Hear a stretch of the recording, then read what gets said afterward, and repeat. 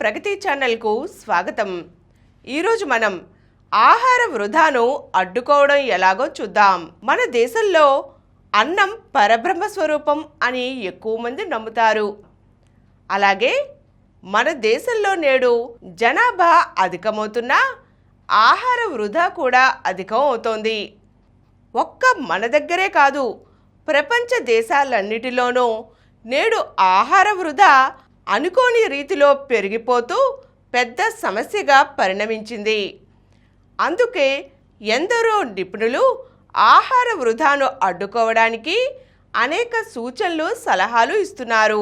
ఒక పెళ్లి విందులో 50 రకాల స్వీట్లు, ఉత్తరాది దక్షిణాది రుచులు, నాన్ వెజ్ వంటకాలు, వీటికి తోడు చైనీస్ రుచులు ప్రత్యేకం.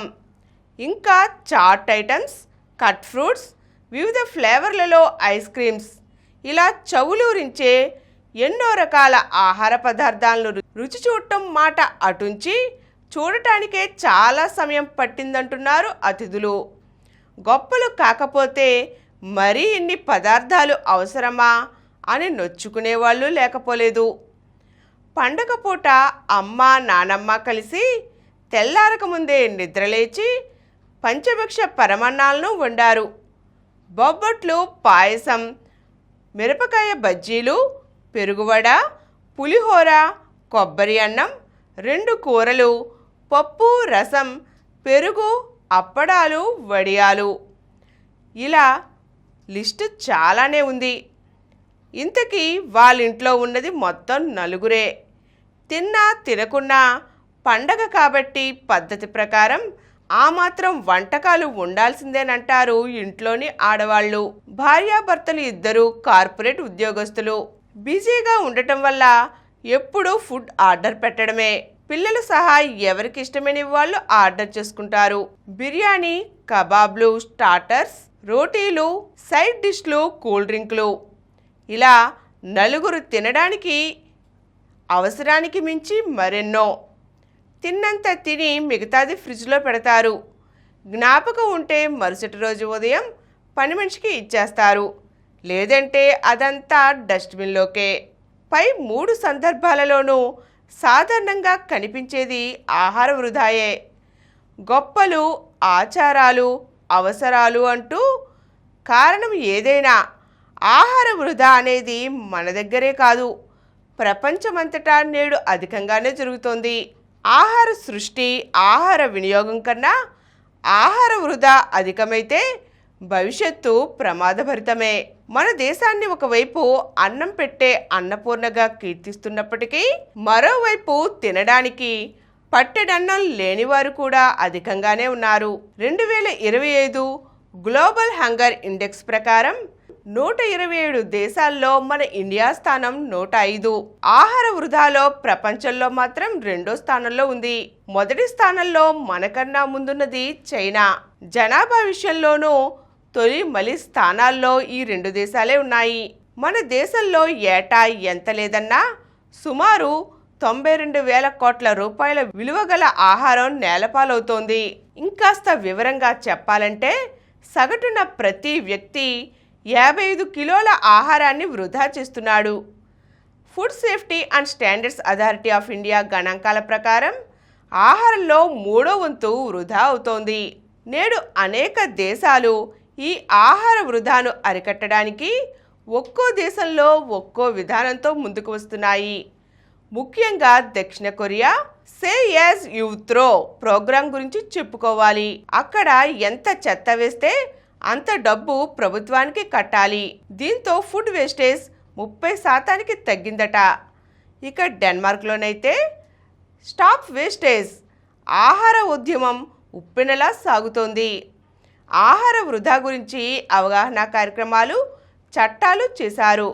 దీంతో 2 ఏళ్లలో ఆహార వృధాను చాలా వరకు అరికట్టారు.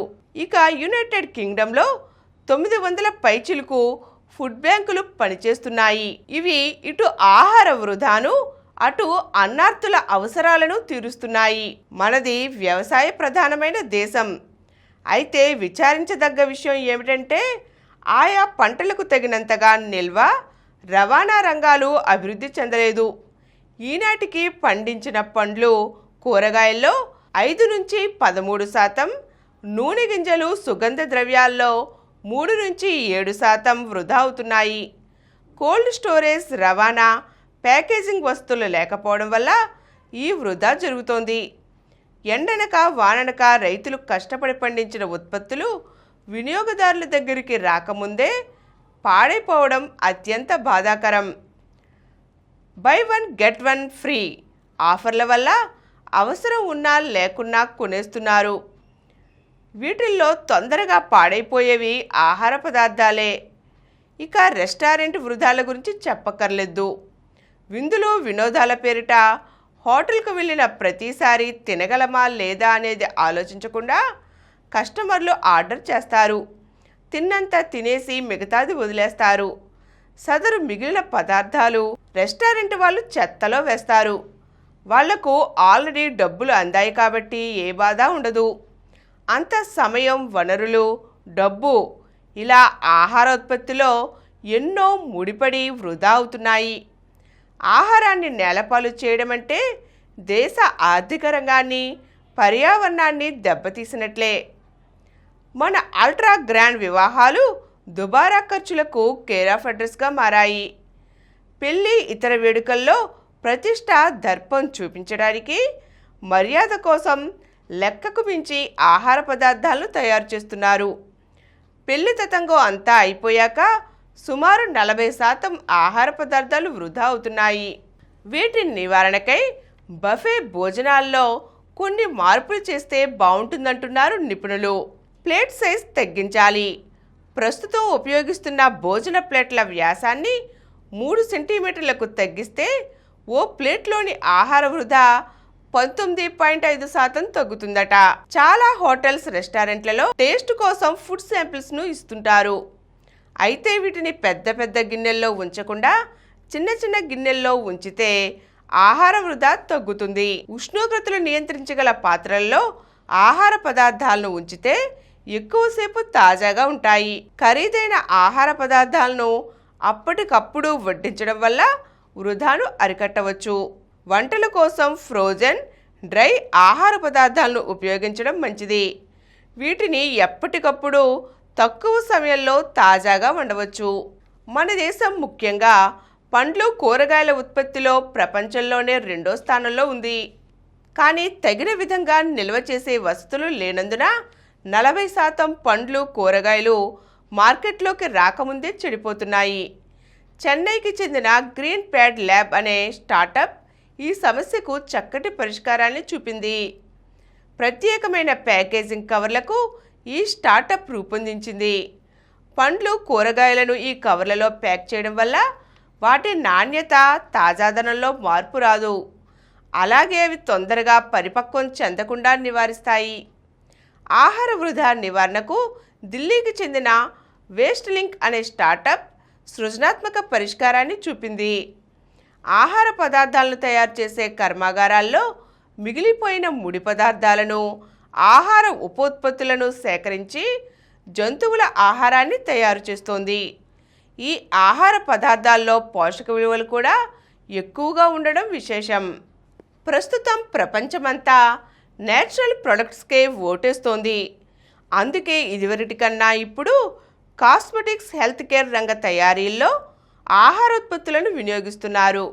అయితే తగిన స్టోరేజ్, రవాణా వస్తువులు లేకపోవడంతో ఆయా కర్మాగారాలకు వెళ్ళకముందే పదార్థాలు చెడిపోతున్నాయి. ఇంకా ఆహార వృధాను తగ్గించడం కోసం ఫుడ్ బ్యాంకులు నెలకొల్పుతూ NGO సంస్థల సహకారంతో ఆహార వృధాను అరికట్టాలి. ప్రభుత్వం కూడా సాంకేతికతను ఉపయోగించి కోల్డ్ స్టోరేజ్, ప్యాకేజింగ్ పద్ధతులను మెరుగుపరచాలి. గ్రామ స్థాయిలో కూడా రవాణా సదుపాయాలను అభివృద్ధి చేయాలి. ఈ సమస్య నివారణలో ప్రభుత్వంతో పాటు వినియోగదారుడిది పెద్ద పాత్రే. ఎప్పుడైనా సరే షాపింగ్కు ఒక లిస్ట్ రాసుకుని వెళ్ళాలి.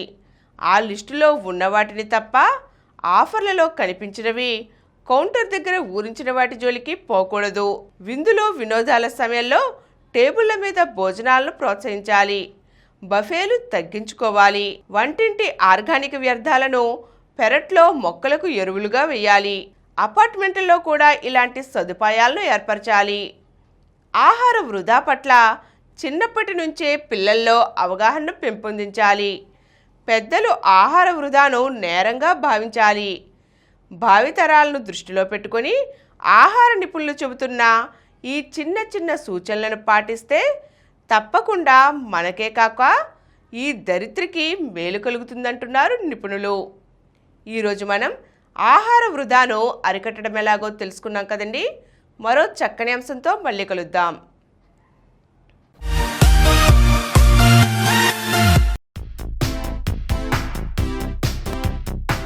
ఈ కార్యక్రమం మీకు ఎంతో నచ్చింది కదా.